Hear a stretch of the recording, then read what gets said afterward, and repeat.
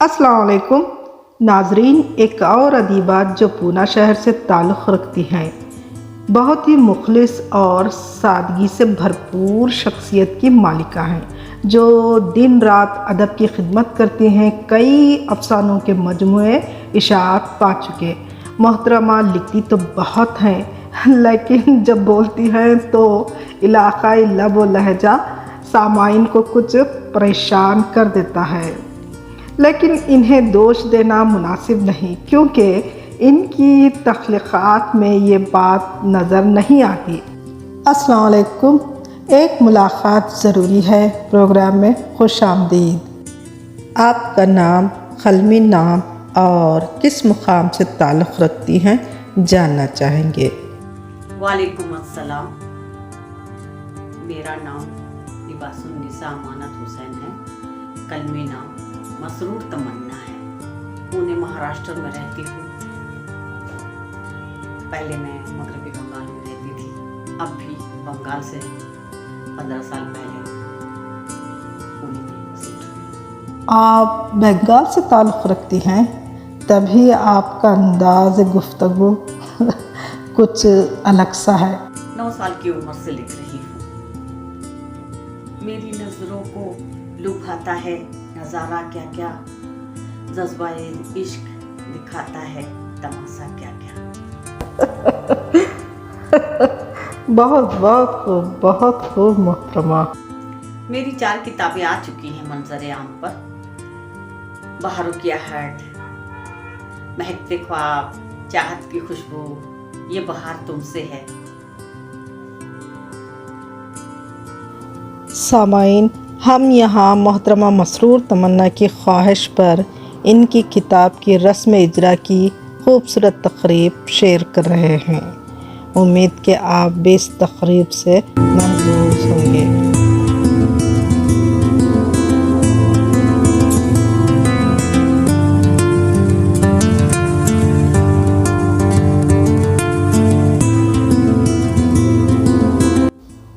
माशाअल्लाह, हमारी भी दुआएं हैं मसरूर तमन्ना कि आपका ये अदबी सफ़र यूं ही चलता रहे।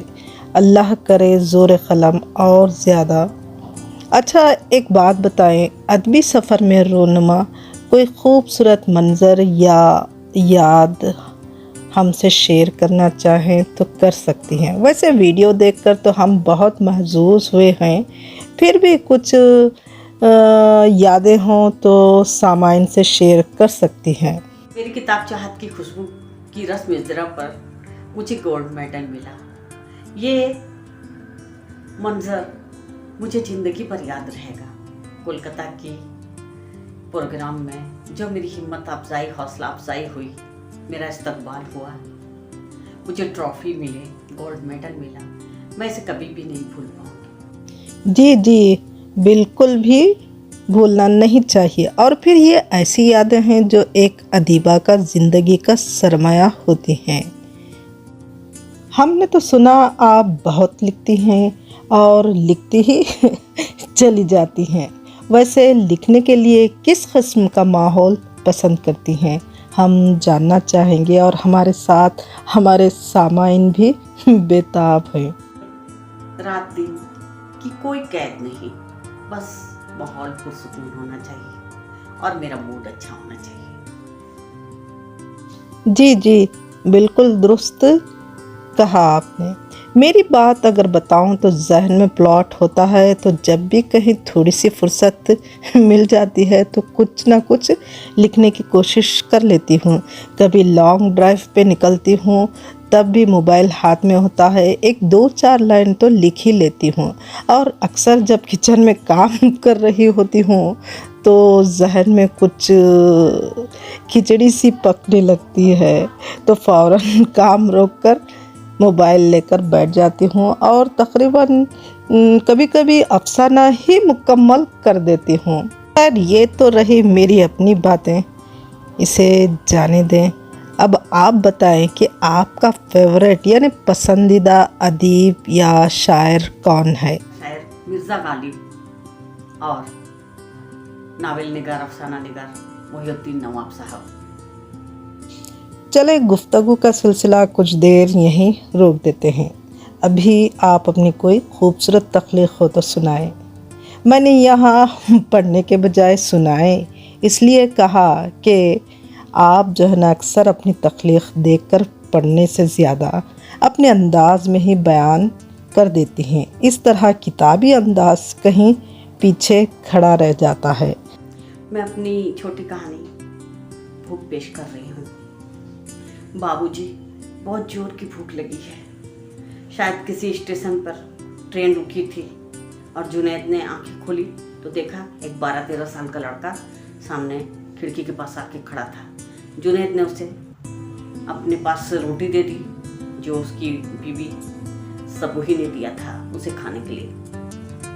वो बच्चा रोटी देखकर बहुत खुश हुआ और एक तरफ दौड़ता गया। जुनैद ने देखा वो जब तक ट्रेन खुल चुकी थी, जुनैद ने देखा वो एक माँ के पास दौड़ रहा था, अपनी माँ के पास, जिसकी हालत खराब थी, जो फटे पुराने कपड़े में, बोसीदा कपड़ों में लिपटी हुई थी और एक छोटी बच्ची उसके सामने बैठी रो रही थी। वो रोटी का टुकड़ा लेकर के सोचा था अपनी माँ के मुंह में खिलाए, लेकिन भूख ने अपनी माँ को बहुत उठाया, लेकिन उसकी माँ नहीं उठी क्योंकि भूख ने उसे वक्त से पहले उठा दिया था। जुनैद देख रहा था कि दूर से कुत्ता आया और वो रोटी लपक कर ले गया और ट्रेन धीरे धीरे चलती रही। कि आज मेरी चौथी किताब की रस्म इजरा हो रही है। इससे पहले भी 4 किताबें मेरी आई हैं। सबके सब जितनी भी किताबें आई हैं सब डॉक्टर जाहिद साहब की। अब मैं 5वीं किताब की तैयारी में अभी हूँ, लिख रही हूँ। अभी आधी कहानी नहीं हुई है, अभी कहानी के बहुत सारे हिस्से बाकी हैं। कुछ ऐसे किरदार है जो इधर उधर भटक रहे हैं, उन्हें समेटना है। बहुत से लोगों को अपनी तरफ खींचना है, उसको देखना है, तब जाके ही उनके बारे में मैं जान पाऊंगी और लिख पाऊंगी। अब मैं बहुत खुश नसीब हूँ कि मुझे मेडल मिला है, इसके लिए बहुत बहुत शुक्रिया आप लोगों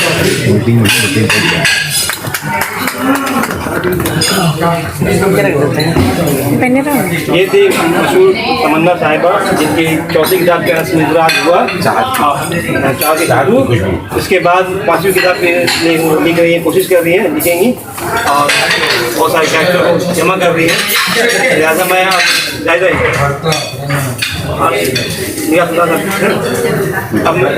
ठीक है। अब मैं गुजारिश करूँगा मुहतरमा निगाह सुल्ताना साहिबा से कि आप भी अपने तासुरात पेश करें।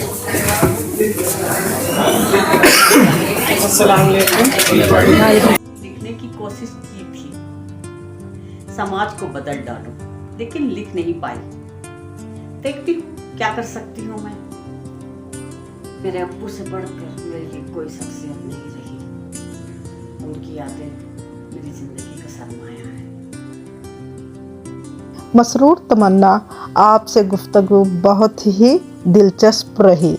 ज़हन में बेशुमार सवालात हैं, लेकिन क्या कीजिएगा, वक्त बहुत ही बेरहम होता जो किसी पर तरस नहीं खाता, वरना हम आगे बढ़कर इसे अपनी मुट्ठी में क़ैद करते और आपसे यूं ही गुफ्तगू का सिलसिला चलता रहता। खैर, अपने सामाइन के लिए कोई पैगाम हो तो प्लीज़ दीजिए।